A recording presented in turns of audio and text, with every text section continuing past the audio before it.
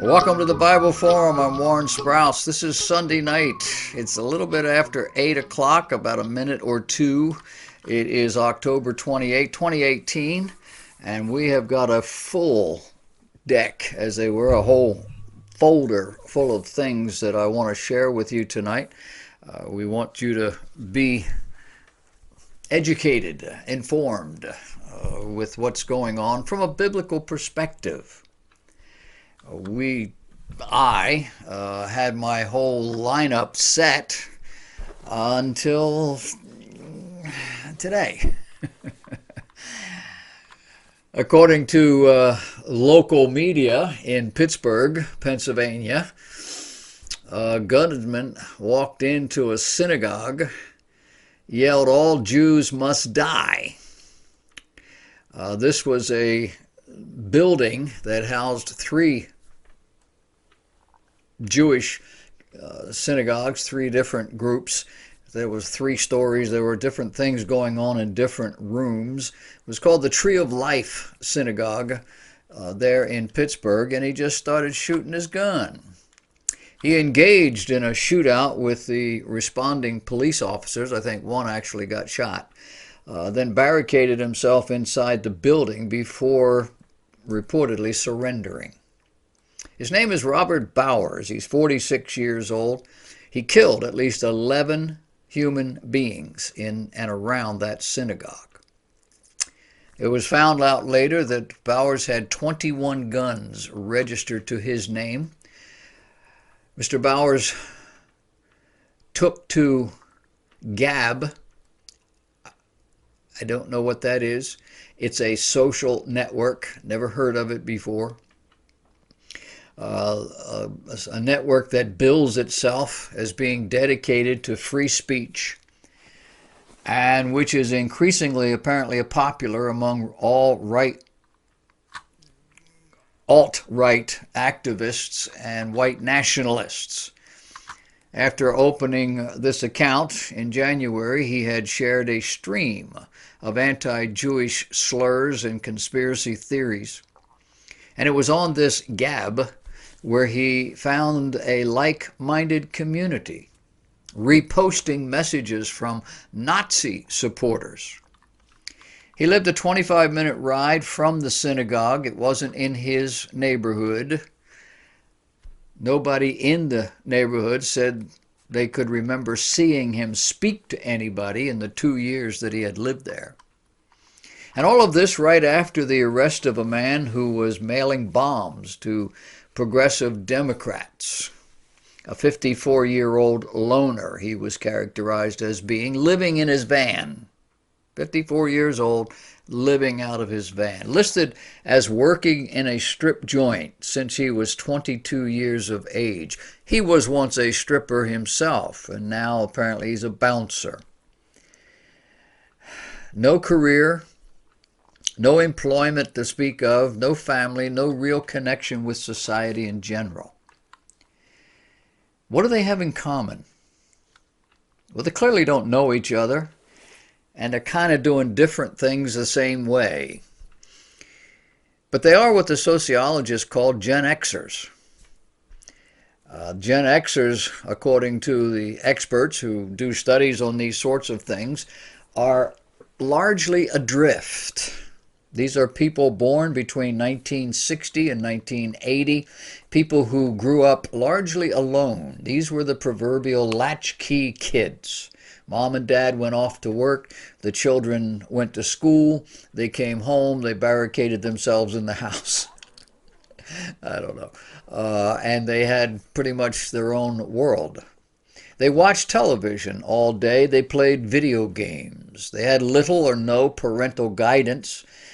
Little or no parental discipline, social nurturing, character training, no imprinting of the values that preceded them in their own family or their own community.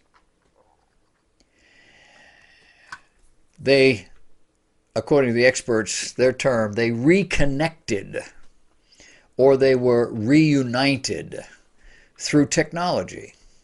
Think social media, video games, and the like. Apparently, many Gen Xers distrust authority in large institutions, including corporations, including religious institutions, including the government. And they are largely cynical. Now, all these are sociological generalizations based on statistics, which means that not all Gen Xers are like this. But there are enough of them so as to create this kind of profile. Gen Xers have been described as the hardest working generation. Their childhoods were marked by a lack of adult supervision, the larger than normal household and family responsibility. They are described as being the largest unprotected generation in modern history. Facebook is said to be dominated by Gen Xers. As a result, Gen Xers have become the most over-parenting generation. Think helicopter parents. But how I live, how I raise my children, doesn't really matter. Not to them. You see, you have your ideas, I have mine. My children are safe and happy, and I plan to do all I can to keep it so. The unspoken statement here is whether it makes them morally, socially, psychologically, and spiritually strong or not. Now, unless your children are expected to do things they don't believe they can or want to do, they won't really grow up. They'll only grow out. And that's what baby boomers largely did to their children. The baby boomers are the parents of the Gen Xers. Sex, drugs, and rock and roll is how that generation is characterized. They didn't do a very good job. And I'm not sure the Gen Xers did a whole lot better. They raised the millennials. They have different values. But all of these different groups, and they keep giving them names because they are no longer just simply Americans. They're no longer just simply teenagers or young adults. They have these characteristics that are all pretty much the same, and they are brought about by the way they have been raised or not raised. Sex, drugs, and rock and roll. That's how they're characterized. And some of them run amok. The organization that calls themselves Islamic Jihad announced just yesterday that it had agreed to an Egyptian-brokered ceasefire to end an escalating exchange of fire with Israel. Now, what the article did not say was that Israeli reprisals were increasingly devastating these people. The jihadists are running at Israel with balloons and dropping firebombs or launching stuff. If it's the government, they have the ability to fire missiles or whatever. Israel has the ability to knock them down. Israel has gotten tired of this. And every time there is any kind of a coordinated attack against Israel, Israel's response is increasingly stronger. And what this report from the Islamic Jihad is not telling you is that they are almost unable to function. Israeli jets struck back just over the last little bit of tit for tat. They hit 95 targets in the Gaza Strip belonging to the Palestinian Terror Organization. It was that which caused them to say, let's talk. A spokesman for the group told the Gaza-based Safa news site that a ceasefire agreement went into effect following Egyptian communication with its leadership. I'm sure what they told them was stop. He said Islamic Jihad would remain committed to the ceasefire as long as Israel did likewise. And there was no mention in the communique about the 95 targets hit by Israeli forces. But there are pictures. Are you paying any attention to this caravan of souls that are wandering up from Central America? I don't know how you can avoid them. I don't know where you look today without seeing or hearing about them. Well, on Friday, the Associated Press reported that the latest news coming out of the caravan was that they were hoping to travel through Mexico to the United States. That's not the news. Apparently, migrants traveling in a caravan through southern Mexico have rejected a proposal by the president of Mexico. The president of Mexico told them that if they would stop, they could apply for refugee status in Mexico and obtain benefits. And the coordinators, that's what they called them, the coordinators of the caravan read out the president's plan called "You Are at Home" to the gathered crowd. The migrants shouted "Gracias," but no, we're heading north. Does anybody still believe that this effort is organic and that it's not being orchestrated? Who are these coordinators? They have been saying for weeks now that there are none. That this is just a spontaneous march. But we keep hearing on the news the questions. Who's feeding them? Where are they sleeping? Where do they go to the bathroom? Where do they get their medical help? How are they getting financed all this stuff? And we hear little rumors around the edges about George Soros or about the Democrats or about this liberal organization or that liberal organization. You and I both know that this is not something that just happened.